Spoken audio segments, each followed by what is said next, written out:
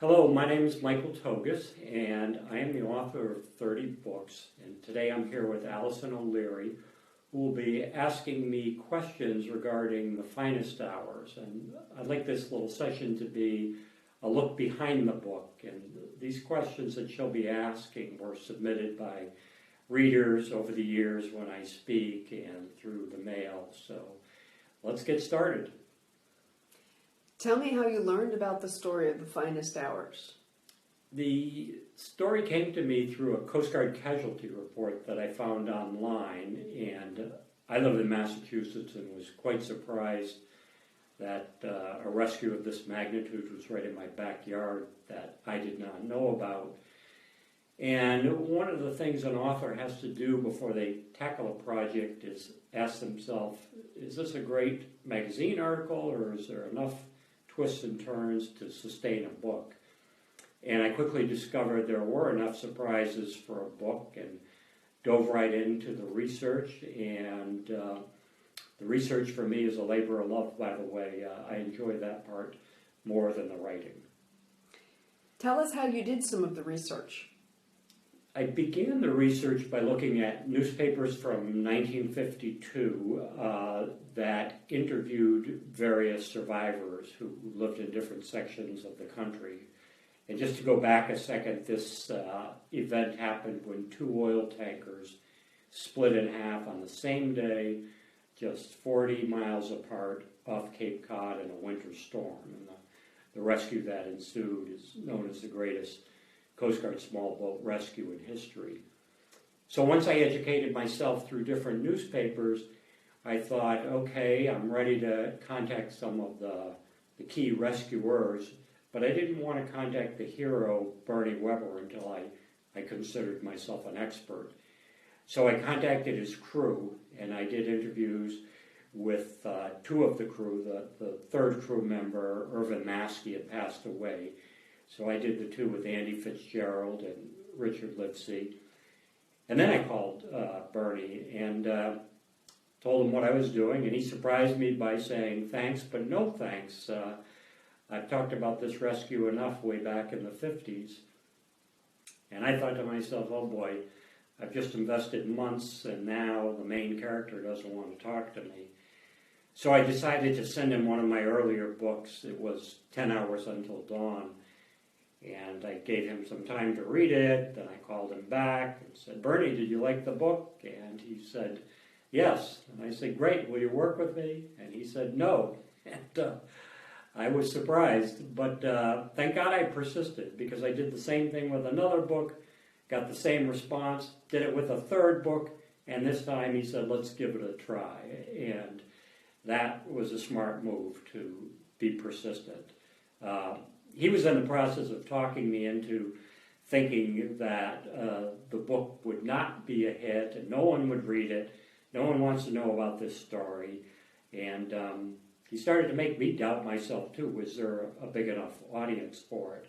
But I'm glad I stayed with it, and we rolled from there. And Bernie put me in touch with the last living survivor, whose name was Charles Bridges, who lived in Florida. And Charles was key. He gave you the view of what it was like to be on these ships sinking in the storm, knowing you had a mere hour or two to live, and that, as far as they knew on the ships, the Coast Guard did not know about their predicament.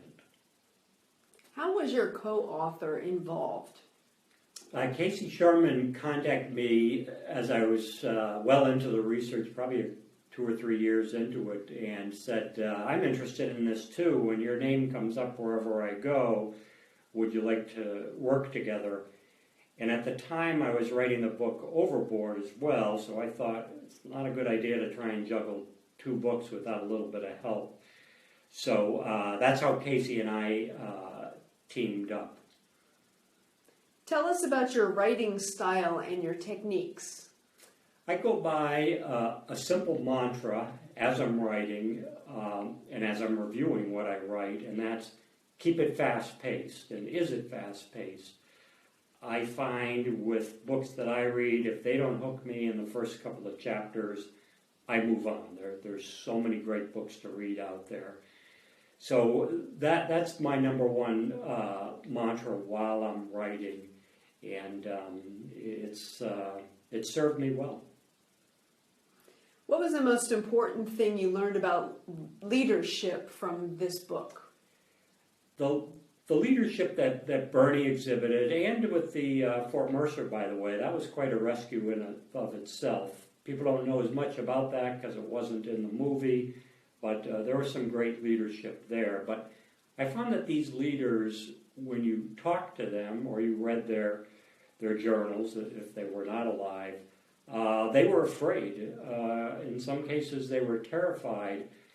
But as a war hero once said, I did not let my fear make a coward out of me. In other words, yeah, I was afraid, but I still strive to do my job. And that's what Bernie did. He plowed through that fear to make this happen, or at least to be able to look back and say, I gave it my best. Did you like the movie? I did like the movie. I thought The Finest Hours movie captured the Bernie that I knew, his essence, that he was this humble man. And it's interesting in the process, you as the author have a little bit of input into the screenplay. I wrote the part where the headlights shine out to sea when Bernie's fiance is trying to offer some guide for him on his way back. And then when you get into the actual filming of the movie, you as the author are invited to attend and watch, but you're not really invited to comment. So it wasn't like in the middle of the movie, if I saw some part that I didn't think was accurate, I could go cut. Wasn't like that at all. So once they started filming, I took a back seat and I realized, okay, this is Disney's baby now, not mine. This was not your first book about survival at sea. So why did you write 6 books about survival at sea? I love looking into a character or characters and asking myself, one, could I have done this? And my answer, if I'm going to take the book on, is always no. And then, of course, the next question is, well, how did they do it? How did they find that inner fortitude? How did they overcome adversity? And I love digging in with them about that. And so I found, a couple tips. For example, if you're in a real jam, life-threatening jam, that you have a few seconds to think about it, pause before each decision because they're irrevocable. Try to look ahead, but not too far ahead. That's another tip I learned. If you look too far ahead and consider the whole magnitude of the jam you're in, you'll probably give up going, I'll never get through this. But if you take it in increments, and in most cases, survivors and rescuers said, we were just looking at the next 30 minutes. How do I get through that? And a phrase emerged, and it was, do the next right thing. Just, one decision at a time, and then you'll go on to the next. And pretty soon you'll put a lot of good decisions together, and you'll get there. But, I go back to what I said earlier, pause, don't be impulsive, or you might make a bad situation worse. You've written and co-authored 30 books at this point. What is your favorite?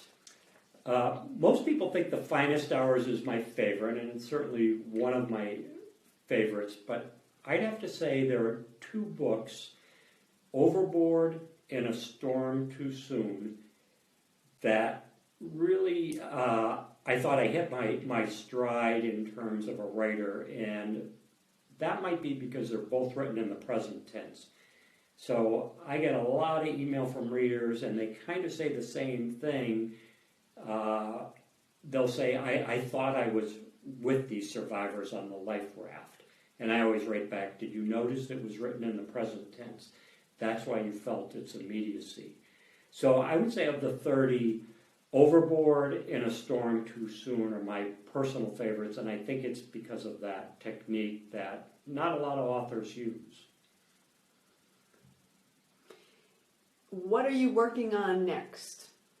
In the process of taking some of these adult books and converting them into middle reader stories. So the next one is a book I did with a co-author called So Close to Home, about a family who survives a U-boat attack just 30 miles off the Mississippi River.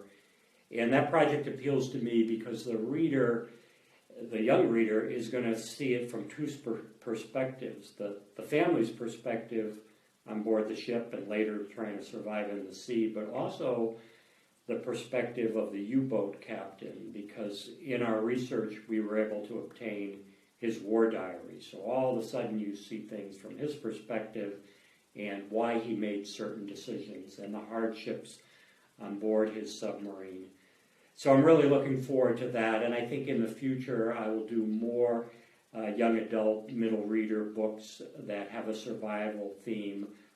They might be fiction, they might be true stories, but my goal is to bring in more readers and get them off their cell phones.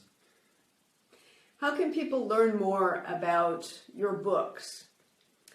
I've got a website where we've put some of these survivors giving interviews just like I am now on the website. So for example, the little 8-year-old boy in So Close to Home, he's now in his 80s, but we have him on the website on a video explaining what happened to him when the torpedoes hit. We have Coast Guard rescuers such as helicopter pilot Nevada Smith live in the aircraft over 80-foot waves, lowering the rescue swimmer, and then hearing what's happening in the helicopter when they're afraid they can't get the rescue swimmer back to the helicopter. It's actually kind of terrifying. So we like to put a lot of videos on the website, and there's a couple of me as well talking about some future projects.